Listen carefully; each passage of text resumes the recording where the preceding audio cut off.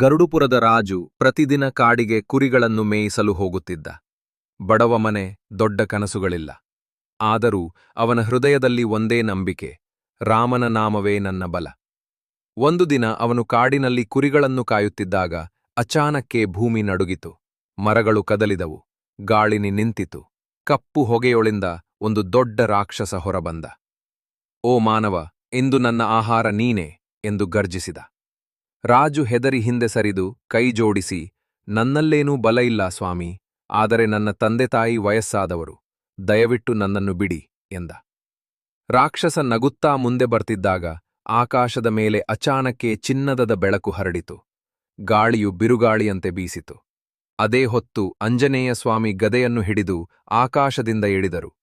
ಒಂದೇ ಗದೆಯ ಬಡಿತದಲ್ಲಿ ರಾಕ್ಷಸ ಹೊಗೆಯಾಗಿ ಮಾಯವಾಯಿತು. ರಾಜು ಮಣ್ಣಣ್ಣಿಗೆ ಬಿದ್ದು ನಮಸ್ಕರಿಸಿದಾಗ ಆಂಜನೇಯನು ಸ್ಮಿತದಿಂದ ಹೇಳಿದ: "ನಿಜವಾದ ಭಕ್ತನನ್ನು ನಾನು ಯಾವಾಗಲೂ ಕಾಪಾಡುತ್ತೇನೆ."